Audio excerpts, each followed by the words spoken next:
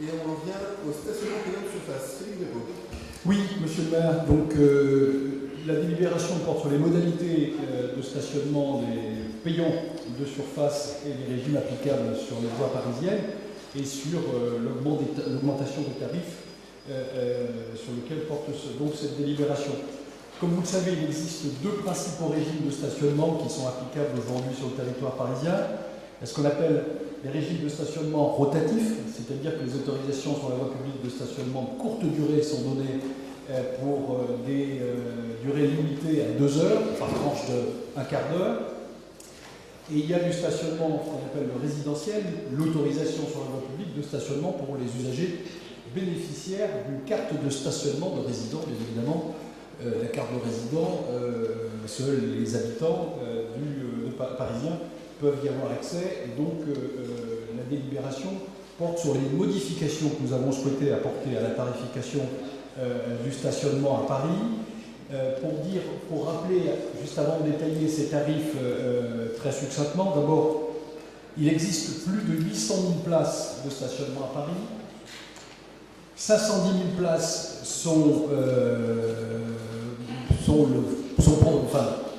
appartiennent à des propriétaires privés, 80 000 places à des groupes et à des garages commerciaux, on en a quelques-uns dans le 18e, et 70 000 places de parking public.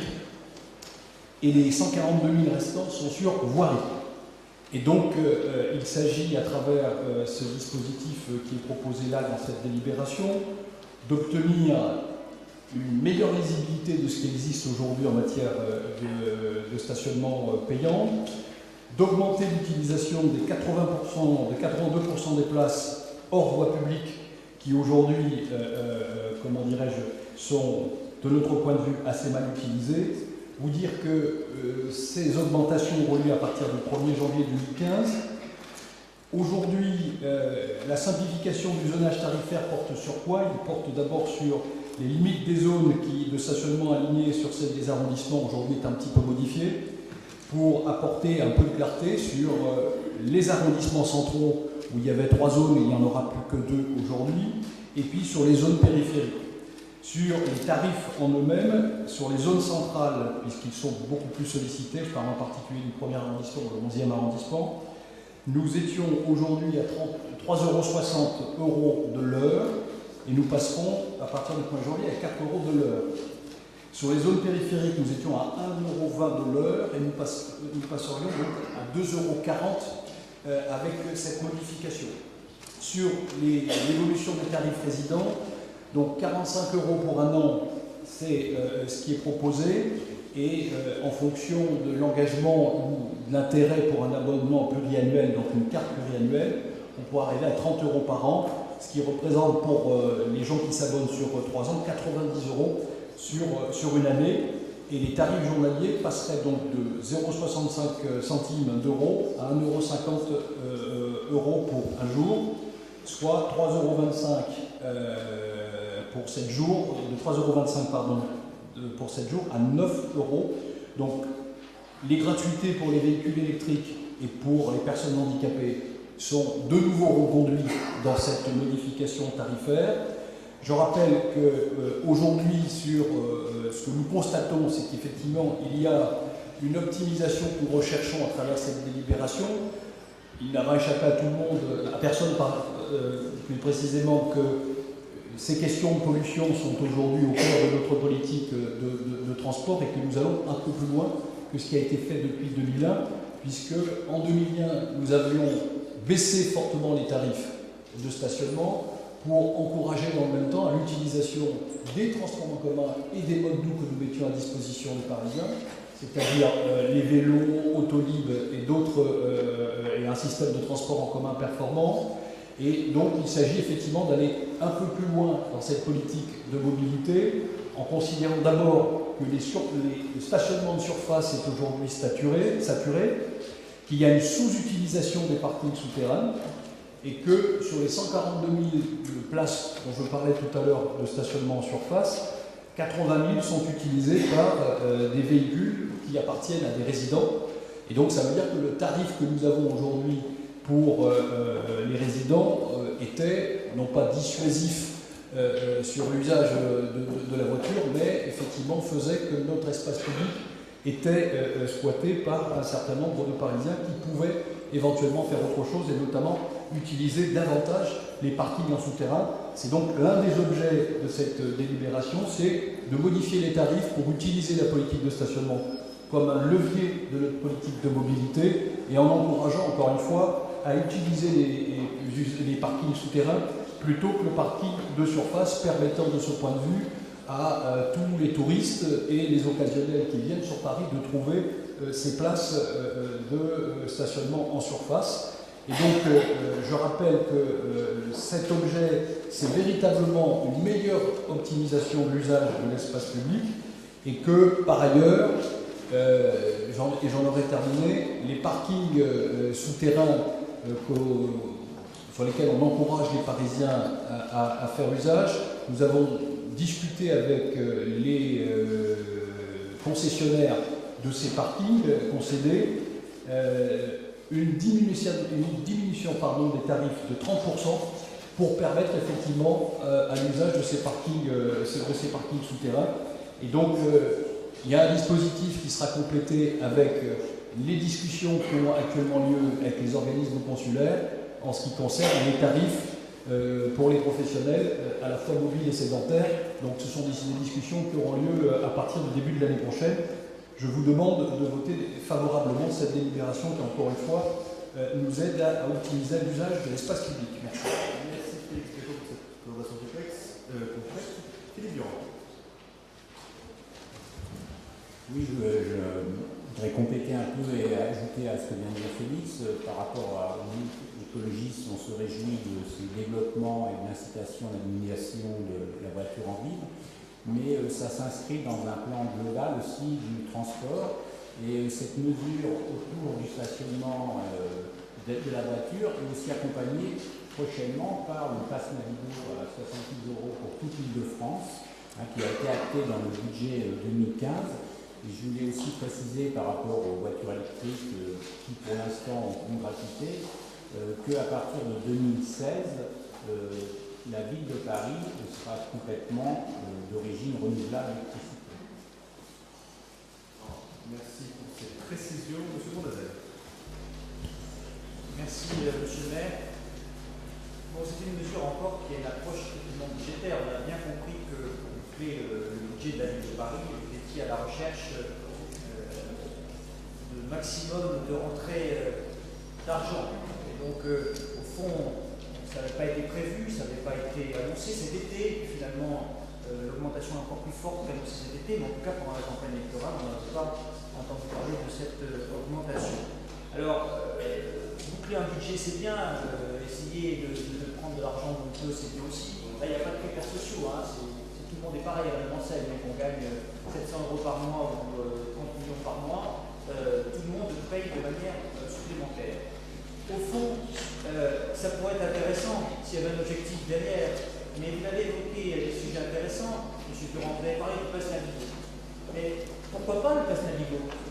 Mais vous savez que ça va être un manque à gagner de 550 millions d'euros par an. Vous savez que 550 millions d'euros par an, c'est l'investissement sur une ligne de RER.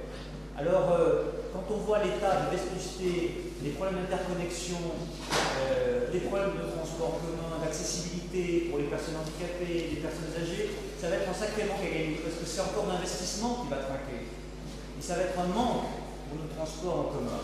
Et nous, on aimerait investir plus, par exemple, un parc de bus propre, on aimerait investir pour davantage de sécurité, d'accessibilité, pour des transports qui ouvrent plus tard la nuit, etc., etc. On a des choses à faire. Bon, des choses qui ont été faites, mais il faut aller plus loin, on le sait. Et ça, ce sont des manques à gagner. Donc c'est là où il n'y a pas de stratégie.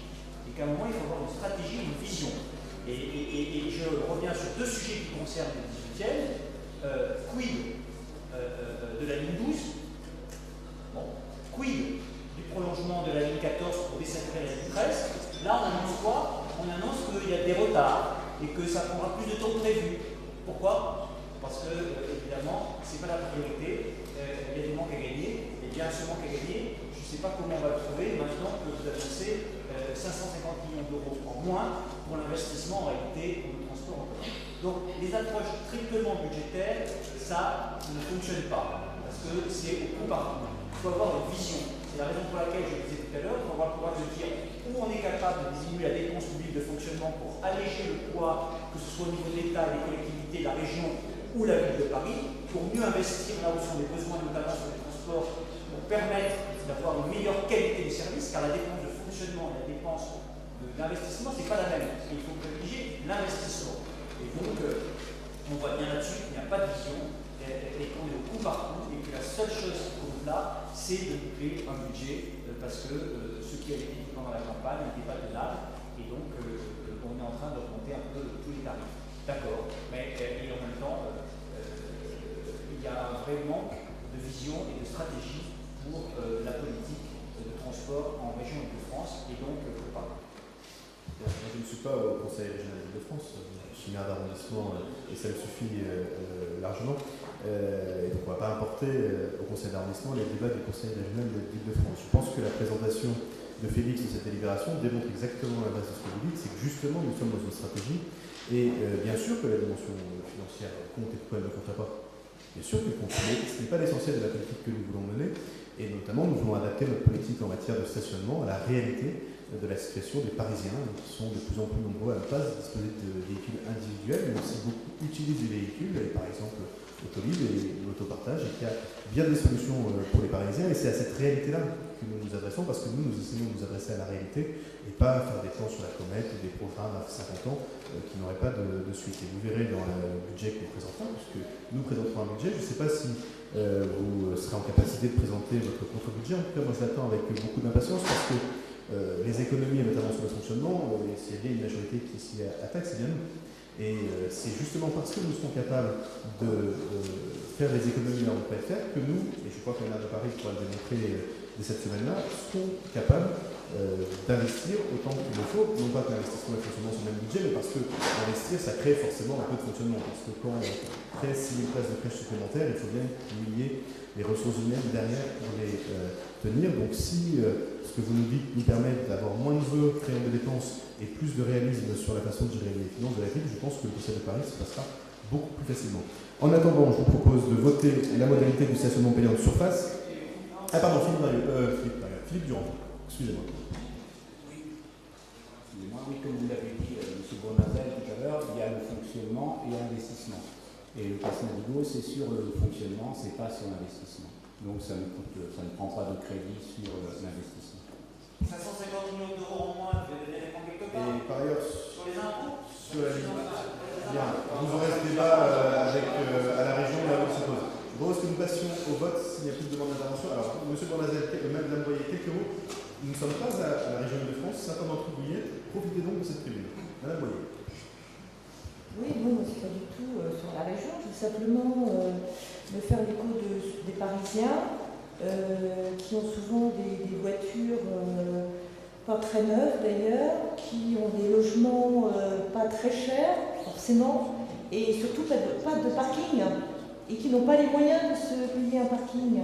Alors, c'est quand même c'est la classe moyenne. Alors, c'est bien de dire qu'on va encourager les gens à ne plus du tout avoir de voiture, mais ça, si vous voulez, c'est favoriser les gens qui ont les moyens de se payer, de se louer des voitures de week-end. Et effectivement, il y a un nouveau phénomène de gens aisés qui, pour partir en week-end parce qu'ils ont des enfants, se louent des voitures.